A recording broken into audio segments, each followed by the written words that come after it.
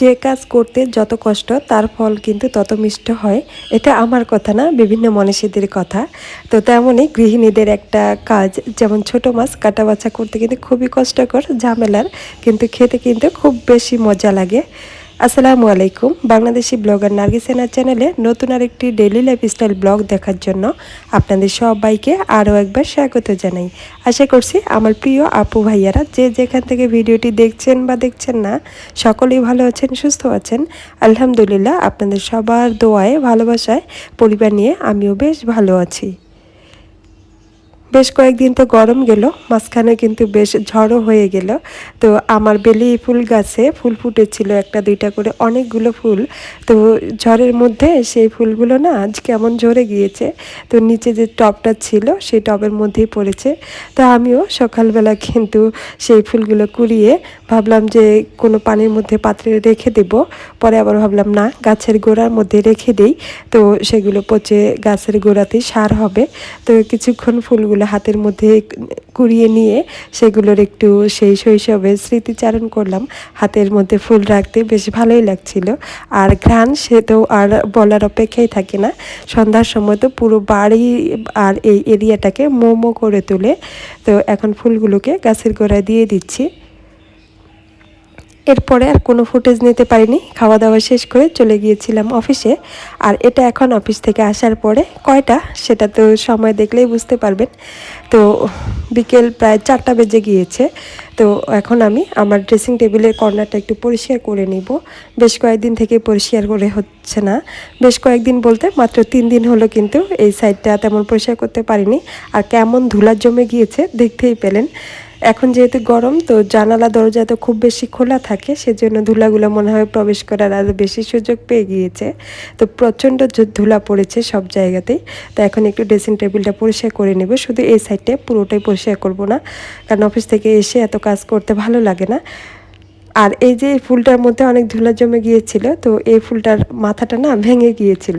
আমি আবার খুব চালাক, তো ফেলে না দিয়ে তো ওই আগাটা, মানে যে ফুলের মাথাটা ভেঙে গিয়েছিল, ওটা আবার টবের গোড়ায় গজিয়ে দিয়েছি। তো দেখতে বেশ ভালোই লাগে, ঝোপালোর মতো। তো ওটা ওভাবে রেখে দিয়েছি। নিজের হাতে কেনা সব কিছু জিনিসই সঞ্চয় কিভাবে করা যায়, তো সেটাই করি। যতদূরটা পারা যায় যে ফেলে না দিয়ে সেটা রিসাইকেল করার। আর এখন আমি এই তো 360G3 ঘড়িটা, এটাকে আমি একটু ক্লিন করে নিচ্ছি। এটা তো সাদা, এর উপরে যখন ধুলা জমে না, মানে চোখের মধ্যে স্পষ্ট আকারে লাগে। আর যেহেতু ড্রেসিং টেবিলের সামনে সকালে দাঁড়াই, মানে সবসময়, মানে যাওয়া না হলেও অফিস যাওয়ার আগে তো অবশ্যই ড্রেসিংয়ের সামনে দাঁড়াই, তখন কিন্তু এটা চোখে পড়েই মনে হয় সাথে সাথেই পরিষ্কার করি, কিন্তু তখন আর সম্ভব হয় না। তো এই জন্যে আর তাড়াতাড়ি পরিষ্কার করে নিলাম। দেখতে খুব খারাপ লাগছিল, এত ধুলা জমে গিয়েছে। তো এই তো আমি কিন্তু ড্রেসিং টেবিলটা এটা পরিষ্কার করে নিয়ে ফুলটা পরিষ্কার করে নিলাম। এখন এটাকে সেট করে নিচ্ছি। এরপরে গ্লাস ক্লিনার দিয়ে পরিষ্কার করে নিচ্ছি। ভিডিওর এই পর্যায়ে সবার কাছে একটা ছোট্ট রিকোয়েস্ট করে নিচ্ছি, যারা ভিডিওটা এখন পর্যন্ত কন্টিনিউ করছেন কিন্তু ভিডিও দেখতে দেখতে লাইক দিতে ভুলে গিয়েছেন, প্লিজ ভিডিওটিতে একটি লাইক দিয়ে দিবেন। আপনার একটা লাইক ভিডিওটা আরও বেশ কয়েকজনকে দেখার সুযোগ করে দিবে। আর যারা নিয়মিত আমাকে ভালোবেসে সাপোর্ট করছেন, আপনাদের সবার জন্য রইল অনেক অনেক দোয়া আর ভালোবাসা। এই তো আমার গ্লাস ক্লিনার দিয়ে গ্লাসটাও পরিষ্কার করা হয়ে গিয়েছে। এখন শুধু নিচের যে সেলফটা রয়েছে সেটাকে পরিষ্কার করে নেব। এই সাইডটার মধ্যে আমাদের দুইজনের একেবারে নিতান্ত যেটা প্রয়োজন, সেই পাউডার আর ক্রিমটাই রাখা হয়। এই জিনিসগুলোকে চাইলে উপরে সেলফের মধ্যে রাখতে পারি, কিন্তু প্রতিদিন গ্লাস খুলে এগুলোকে বের করে আপনাদের ভাইয়া ব্যবহার করতে খুব বিরক্ত ফিল করে, সেজন্য ওর হাতের কাছেই আসলে সহজে যেন অফিসে যাওয়ার আগে ব্যবহার করতে পারে, সেজন্য নিচেই রেখে দিয়েছি। আর আমার যেহেতু হিজাব পরতে পিন লাগে, তো যে 4টা পিন লাগে সেগুলো একবারে এককভাবে রাখি। আর এই যে ক্লিপগুলো, এগুলো আমার খুবই বেশি বেবি হেয়ার, তো বাসায় যখন থাকে এগুলোকে আমার স্টেপলারের মতো পিন আপ করতে হয় মাথার মধ্যে, নাহলে চুল বেশি এলোমেলো থাকে। তো এগুলো এখানে রেখে দিয়েছি। আর এই যে একটা শুধু ময়শ্চারাইজার আর হচ্ছে সানস্ক্রিন আমার জন্য, আর আপনাদের ভাইয়ার পারফিউম আর পাউডার। তো এই দুটো আর কি প্রসাধনী আমার ব্যবহার করা হয়, খুব বেশি প্রসাধনী ব্যবহার করতে পারি না। আর এরপরে এই জায়গাটা পরিষ্কার করে নিয়ে সামনে যে আমি পথসটা রাখি, এই যে এই পাতাবাহারটা এখানে রেখে দিলাম। আজকে এটার একটু জারটা চেঞ্জ করেছি, সিরামিকের একটা মগের মধ্যে রেখেছিলাম। তো কয়েকদিন থেকেই ভাবছিলাম যে এটাকে একটু যদি এই জুসার গ্লাসটার মধ্যে রেখে একটু কালারফুল স্টোনগুলো দেওয়া যায়, হয়তো বা গ্লাসের সামনে রাখলে ভালো লাগবে। তো সেজন্যই আজকে এটা চেঞ্জ করে এইভাবে দিয়েছি। দেখতে কিন্তু ভালো লাগছে না, আমার কাছে বেশ ভালোই লাগছে। আমি সবসময় আমার নিজের কাজে নিজেই প্রশংসা করি, আমার কাছে বেশ ভালো লাগে। তো আপনাদের কাছে কেমন লাগলো কমেন্টস করে জানাতে পারেন, আপনাদের কমেন্টস জানতে পারলে আমার বেশ ভালো লাগবে। তো ওটা তো ছিল গতকাল বিকেলবেলা।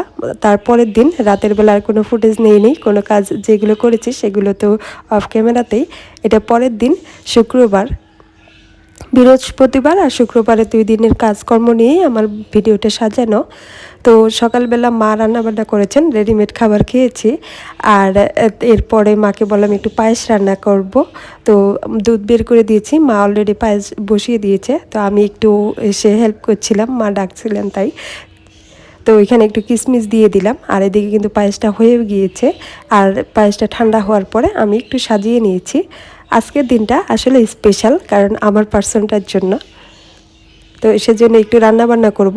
আর দুপুরের দিকে একটু চিকেন তেহারি করব, সেটাও আমি রান্না করব।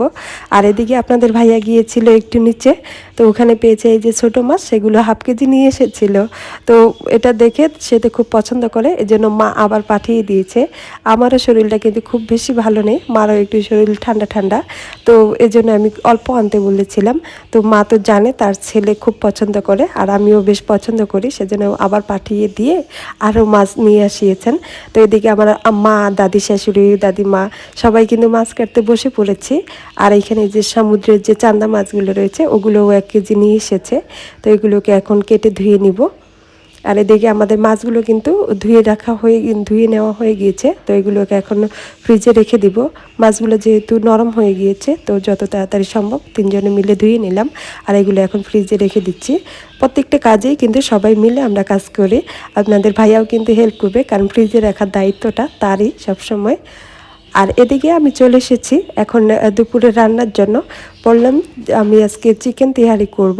তো এখানে চিকেনটাকে ম্যারিনেট করে রেখেছিলাম আমি আগেই, তো ওটাই বসিয়ে দিলাম। এদিকে চিকেনটা কষিয়ে নিব, আর আরেক দিকে এই কাজটা করব।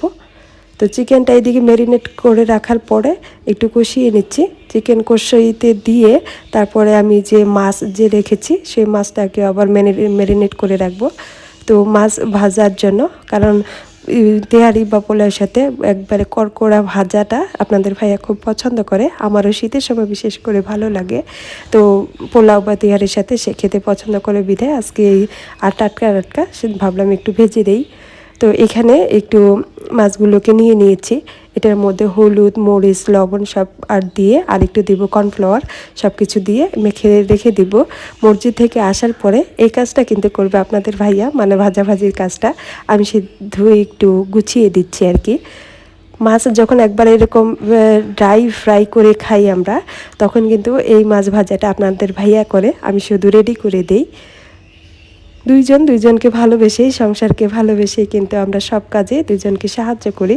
এতে কিন্তু কাজও সহজ হয়ে যায়, আর দুইজনও গল্প করার সুযোগও পাই।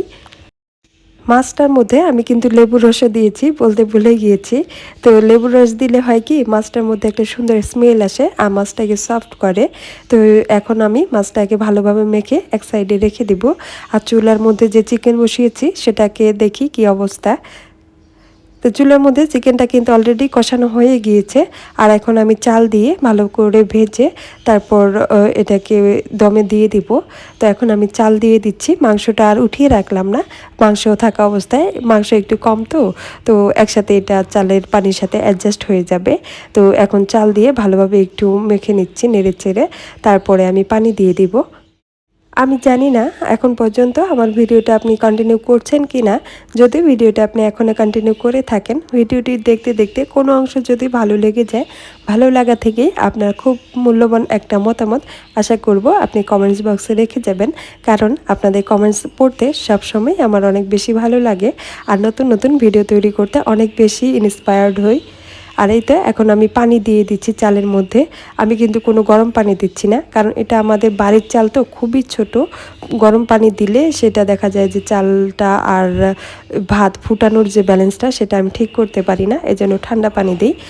প্রথম যখন এই চালের ভাত রান্না করতাম, তো তখন একবারে মানে পোলাও বা বিরিয়ানি করতাম, তখন একবারে জগা খিচুড়ির মতো হয়ে যেত, লেটকা খিচুড়ির মতো। খুব কষ্ট হতো প্রথম। এখন অবশ্য ব্যালেন্স করতে পারি।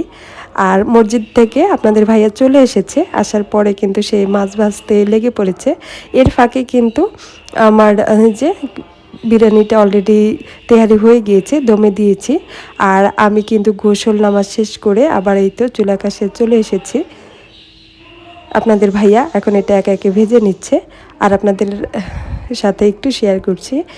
এই তো মাছগুলো আমাদের ভেজে নেওয়া শেষ। দেখতে কিন্তু বেশ ভালো লাগছে, খেতে কিন্তু খুবই সুস্বাদু ছিল এই কড়কড়া ভাজা চান্দা মাছগুলো। এই তো আজকের আমাদের দুপুরে খাবারের আয়োজন এগুলোই ছিল। সমুদ্রের চান্দা মাছের মুচমুচে ভাজা আর চিকেন তেহারি। তেহারিটাও বেশ ভালো ছিল। এই তো দমে দেওয়ার পরে দেখুন কতটা ঝরঝরে হয়েছে, খেতে বেশ ভালোই ছিল। আর হাঁড়ি পাতিল নিয়ে একবারে খেতে বসেছি, কারণ বিকেলে বা দুপুরে খাওয়ার পরে আর বেশি কাজ করতে ভালো লাগবে না, প্লেট বাটি নষ্ট করব না, বিকেলে একটু বাইরে যাব। তো সেজন্য আর মা বলছে বেশি কষ্ট করার দরকার নেই, সব কিছু নিয়েই পাটি বিছিয়ে খেতে বসে পড়েছি সবাই মিলে।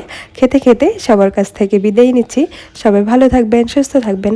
আল্লাহ হাফেজ। আসসালামু আলাইকুম।